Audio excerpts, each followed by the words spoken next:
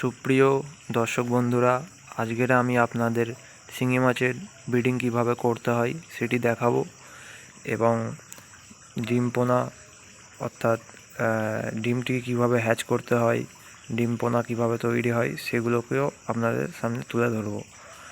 তো এর জন্য আমাদের লাগবে একটি গামলা, যেটা আপনি মার্কেটে অ্যাভেলেবেল পেয়ে যাবেন, 100 টাকা দাম। আর এই যে খাঁচাটি আপনি হার্ডওয়্যার দোকানে এরম ধরনের তারের যে জালগুলো হয়, তো এগুলো আপনি হার্ডওয়্যার দোকানে পেয়ে যাবেন। একটি এরম খাঁচা তৈরি করে নেবেন। তো আপনারা দেখছেন ওয়াটার ইজ লাইফ, জল মানেই জীবন। তারপরে আমি জল দিয়ে দেবো আর একটি এয়ারেশন চালিয়ে দেবো, যাতে ডিমগুলো সুস্থ থাকে এবং মাছগুলো খুব ভালোভাবে ব্রিডিং করতে পারে। তো তারপর আমি পরের স্টেপে চলে যাচ্ছি। আমাদের লাগবে ওয়ান টাইম হরমোন, যেটাকে আমরা সিনথেটিক হরমোন বলে থাকি। আমি স্পন প্রো কোম্পানির হরমোন ইউজ করছি। তো কেউ ওভারসিজেও করতে পারো, এছাড়া আরও বিভিন্ন ধরনের পিটুইটারি যেগুলো হয় তাতেও করতে পারবে। তার জন্য আর একটা লাগবে যে এনএস ওয়াটার, আর বিডির যে কোম্পানি ইনসুলিন সিরিঞ্জ যেটা লাগে 40টা দাগুলা, ওটা লাগবে। আর একটি সিরাপের ক্যাপ হলেই হবে, যাতে আপনি এনএস ওয়াটারটা ঢেলে আপনি হরমোনটিকে ভালোভাবে মিক্সিং করতে পারেন। তো আমি প্রথম ফিমেল মাছগুলোকে হরমোন ডোজ করব।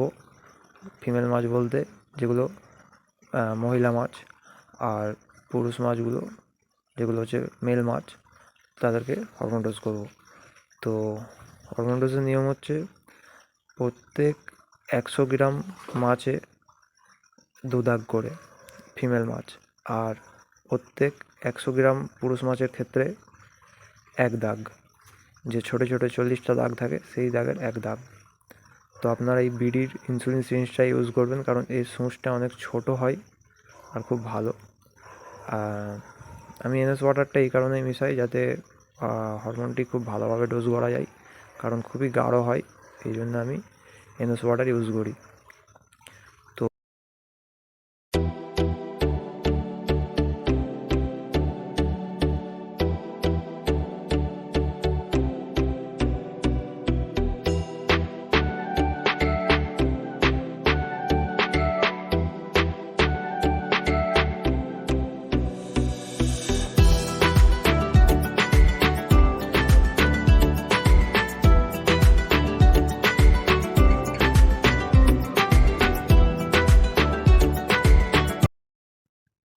এবার আমি ফিমেল মাছগুলোকে প্রথম ডোজ করে নেব।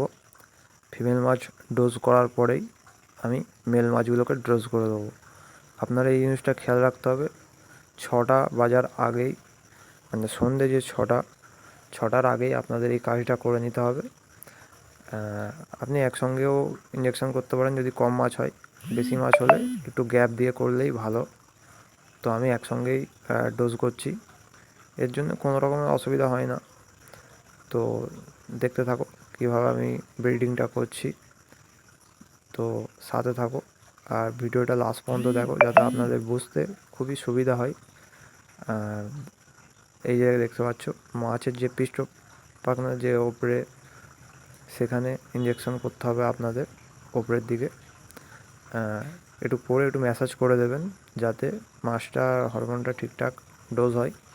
অনেক সময় কী হয়, ইঞ্জেকশন করার পরে হরমোনটি বের হয়ে যায়, একটু ম্যাসাজ করে দেওয়াটাই ভালো। তো আমি ফিমেল মাছগুলোকে ডোজ করে নেওয়ার পরে এবার পুরুষ মাছগুলোকে করব। আমার ফিমেল মাছগুলো ওয়েট ছিল প্রত্যেকটি 100 গ্রামের ওপরে। তো দেখো কীভাবে আমি ব্রিডিংটা করছি।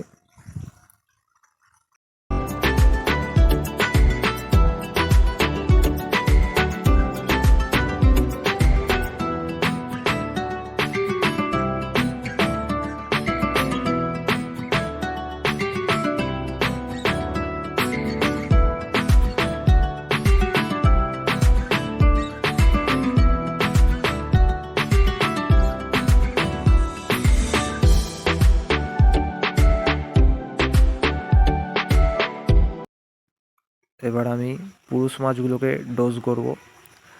তো পুরুষ মাছ আকার একটু ছোট হয়ে থাকে, এটা নিয়ে কোনো টেনশনের কোনো ব্যাপার না। তো আপনার কাছে যদি একটি গ্লাভস থাকে হাতের, তো সেটি পরে নেবেন। আমার কাছে ছিল না বলে আমি একটি কাপড় নিয়ে মাছগুলোকে আমি ধরছি। মাছগুলো খুবই চঞ্চল, বিশেষ করে পুরুষ মাছগুলো খুব চঞ্চল হয়ে থাকে, হাতে অনেক সময় কাঁটা লেগে যায়। আর দেখতেই পাচ্ছেন কীভাবে স্লিপ খাচ্ছে আমার হাত থেকে। তো পুরুষ মাছগুলোকে একটু দেখে শুনে ধরবেন। তো দেখতেই থাকো কীভাবে ডোজগুলো করা হচ্ছে। আর প্রত্যেকটি পুরুষ মাছকে 1 দাগ করে হরমোন ডোজ করবেন। ওই যে ইনসুলিন সিরিঞ্জের যে ছোটো ছোটো 40টি দাগ থাকে, ওই দাগের 1 দাগ যদি ডোজ করেন। আর যদি NS ওয়াটার ইউজ করে থাকেন তো একটু দেখে শুনে মাপ করে NS ওয়াটারটা মিশিয়ে আপনারা ডোজ করবেন।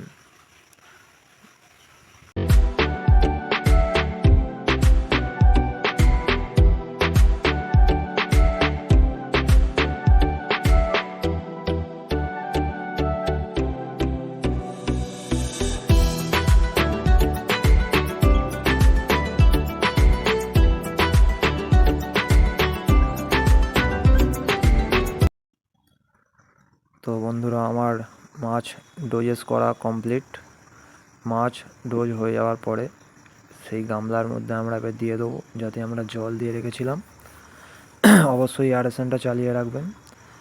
তো আমি মাছ দেওয়ার পরেই আমি এয়ারেশনটা চালাবো। আর মুখটা কোনো কাপড় দিয়ে ঢেকে দেবেন, যাতে পুরুষ মাছগুলো না লাফ মেরে দেয়, কারণ ব্রিডিংয়ের ক্ষেত্রে পুরুষ মাছই সবসময় লাফ মেরে থাকে। তো মাছ যাতে লাফ না মেরে দেয় সেইটা একটু খেয়াল রাখবেন। আর তারপরের দিন সকালবেলা 8টার সময় আমি মাছগুলোকে তুলে নিয়েছি।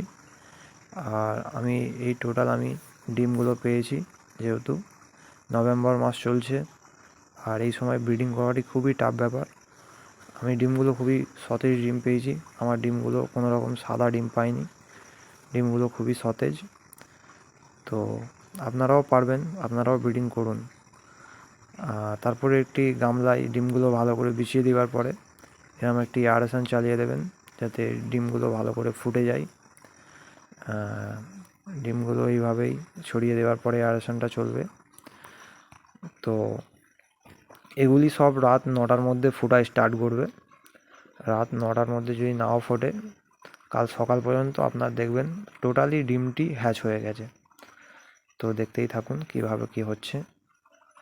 তো এখন বাজে রাত 9টা। তো কিছু কিছু ডিম আবার মুভ করছে, আপনারা ঠিকঠাকভাবে দেখতে পাচ্ছেন কি বলতে পারবো না, কি আমি দেখাতে পারলাম কি। তো এভাবেই আস্তে আস্তে ডিমগুলো হ্যাচ হবে। আর সাইডে একটি এরকম খোলা দিয়ে দেবেন, যাতে ডিমগুলো ফোটার পরে ওর নিচে ঢুকে যায়।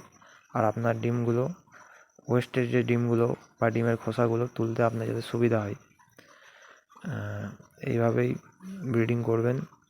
আশা করছি আপনারা সফল হবেন। আর যেহেতু এটা অফ সিজনের ব্রিডিং, তো আশা করি আমি ডিমগুলো থেকে মোটামুটি ভালোই পোনা পেয়েছি। তো পরের দিন সকালবেলা আমি যখন মাছগুলো তুলতে গিয়ে দেখলাম যে আমার টোটালি ডিমটা সব হ্যাচ হয়ে গেছে। তো দেখুন আমার ডিমগুলো সব মুভ হচ্ছে।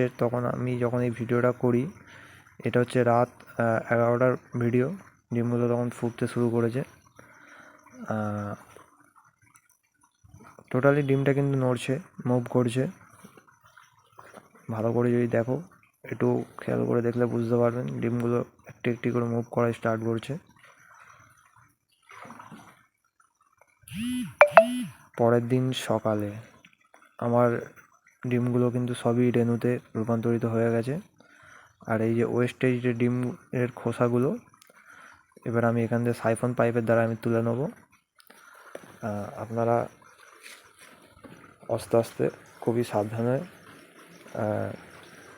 ডিমের খোসাগুলো তুলবেন, তার মধ্যে অনেক বাচ্চাও যাবে, সেগুলো একটু খেয়াল রাখবেন।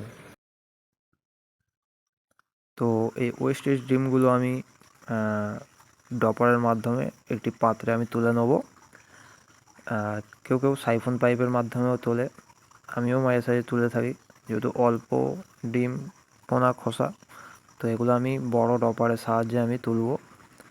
তো কীভাবে তুলছি সেগুলো একটু দেখুন, ভালো করে খেয়াল রাখুন। আপনারা দেখলে বুঝতে পারবেন এরম যে ডপারগুলো হয়, বড় ডপার, এই ড্রপারগুলো আপনারা অ্যামাজনে বা ফ্লিপকার্টে অ্যাভেলেবেল পেয়ে যাবেন। আর যারা এই ড্রপার কিনতে পারছেন না বা খুঁজে পাচ্ছেন না, তারা আমাকে কমেন্টে জানাবেন, আমি আপনাদের লিঙ্কটা দিয়ে দেবো কীভাবে বাই করতে হয়। আর এই ড্রপারটার দাম মাত্র 250 টাকা পড়েছিল আমার, তো একটু কস্টলি পড়ে গেছে, যেহেতু আমি কোথাও অ্যাভেলেবেল পাচ্ছিলাম না, অনলাইন থেকে আমাকে নিতে হয়েছিল। তো এইভাবে টুকটুক করে যে ডিমের খোসা বা ওয়েস্টেড ডিমগুলো আপনারা তুলে নিতে পারবেন, তুলে একটি পাত্রে নেবেন। এর সঙ্গে অনেক বাচ্চাও চলে যাবে, সেই বাচ্চাগুলোকে আপনারা খুবই সাবধানের সাথে তুলবেন। এরকম আস্তে আস্তে করুন, আপনারা সফল হবে আমি আশা করছি। ভিডিওটা দেখে যদি কোনো রকম হেল্প হয়ে থাকে তো আমাকে অবশ্যই কমেন্টে জানাবেন। পরবর্তী ভিডিও কী টপিকে বানাবো আপনারা কমেন্ট করে জানাবেন। তো এই ছিল আমার পুরো ফুল ব্রিডিং প্রসেস। আপনাদের যদি ভালো লেগে থাকে তো আমাকে কমেন্টের মাধ্যমে জানাবেন। আশা করছি আরও এরকম নিত্য নতুন ভিডিও আপনাদের দিতে পারবো। এই বলে আমি বিদায় নিচ্ছি, পরবর্তী ভিডিওতে আবার দেখা হবে।